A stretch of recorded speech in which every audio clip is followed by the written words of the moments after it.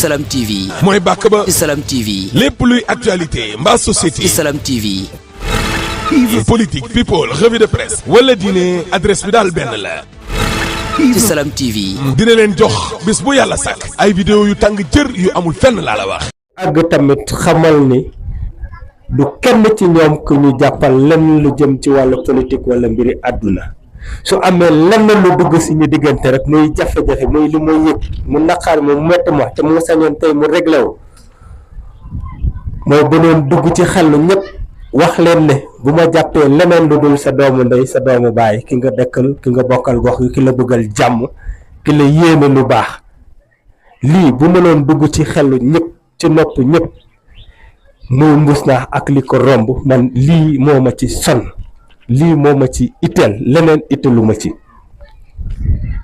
kon ñeneen ñi également kuñ ci bokkalul gis-gis bu leen tay di leen woo di wax ak ñoom pour ñu fekk si ñu ci liggéey bi parce que amoon na solo am na solo waaye day gën a am solo fi ñu jëm te ñëpp la ñu soxla pour loolu mën a antu ñu ngi koy def ci yeneen kuréel yi nekk fii di wàllu politique muy ñun Pastef muy Pape Abdoulaye Dior ak ñu muy àndal ak ñeneen pour ànd googu ñu ngeen ko mandargaal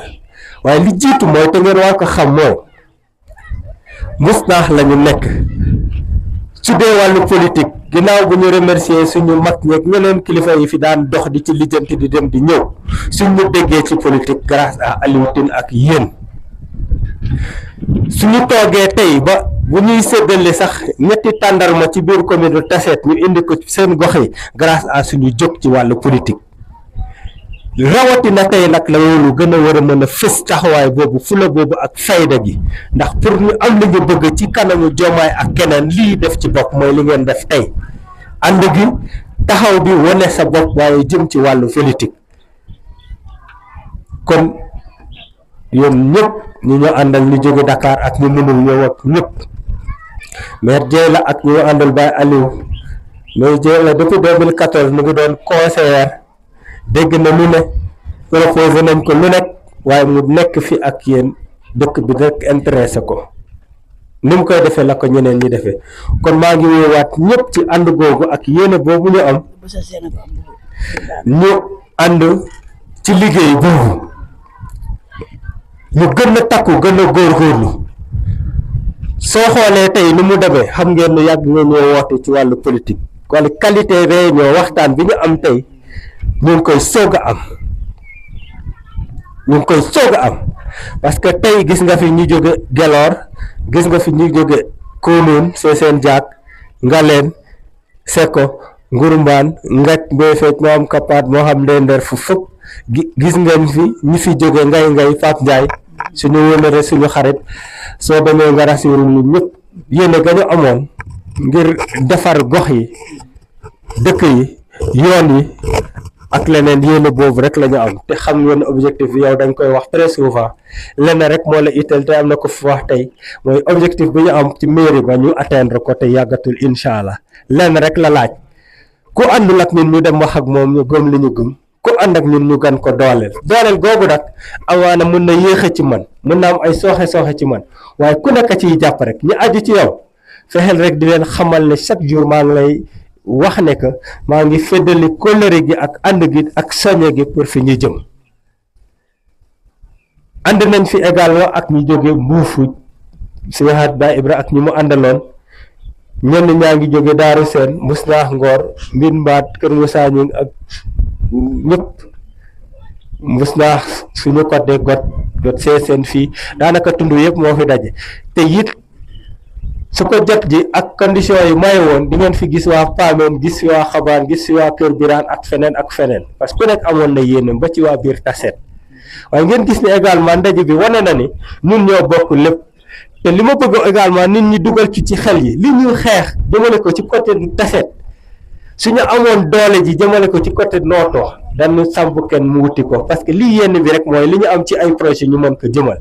comme amuñu ko ñun ñooy liggéey ci suñu xel xam ne saa ñu mënee moye ji doole fii Tassette pour li ñu bëgg ñu gaaw ko am te ñu dëkk Njagañaaw wala ñu dëkk feneen Ngor wala feneen bu ñu hésité def ko te ñu gëm lenn rek école yi ñoo ko bokk santé bi ñoo ko bokk yoon yi ñoo ko bokk courant bi ku nekk ci am ndox mi également bu ñàkkee fale ñàkk na fi kon ñu ñoo bokk yëpp administration moo ñëw rek xaaj ma kon maa ngi encouragé waat ñëpp di gërëm ñëpp ñi ciy def seen effort ak seen ñaq ak seen temps te ji ñaan moom tey la ñu gën a motivé wu tey la ñu gën a engagé wu pour wuti leneen loo xamante ne amagu fi li am léegi nag ci mën ko wuti mooy lii bokk na ci di coow di dem xëccoo di dugg ci suuf di naxante ak gars yi ba lu fi war a am fi leneen li xeex bi ñu nekkoon ak yéen demale ko ci wàllu politique nañu ko continuer nañ ko gën a gëm tey ku amul woon matuwaay bi fexeel am ko matuwaay bi mooy lan nga sol sa bopp yéene sol sa bopp déggin ak wax yi ñuy fortaatu yenn saa yi pour mën a convaincre keneen mu ñëw ànd ak yow ci liggéey doole gi gën a yokk leneen li également mooy ku ci sa carte baaxul ndax yoroo wala feneen ngay wotee nga war ko changer bu vote jotaatee nañ ci jublu indi doole ci suñu bureau yi leneen li également responsable yi vraiment nag di leen gërëm di leen remercier parce que lii biñ koy xalaat yàggul élection yi bés ni ki tey la woon ñëpp a ngi woon fii di voté ñeneen ñi ngurbaan ñeneen ñi feneen yàlla may ñu ndam lu sedd waaye mu yombalal ñu ko defal ñu ko benn tour muy firnde rek ne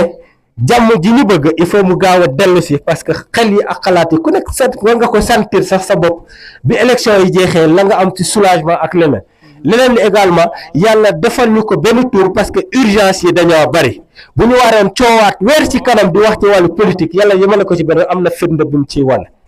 kon nañu continuer di ci xeex boobu lépp lu ñu mën ñu indi ko fi bu ñu jógee fii li ñuy def mooy jokkoo ji ay kilifa yi pour ñu jël matuwaay ci ndox mi ñu régler ko le plus rapidement possible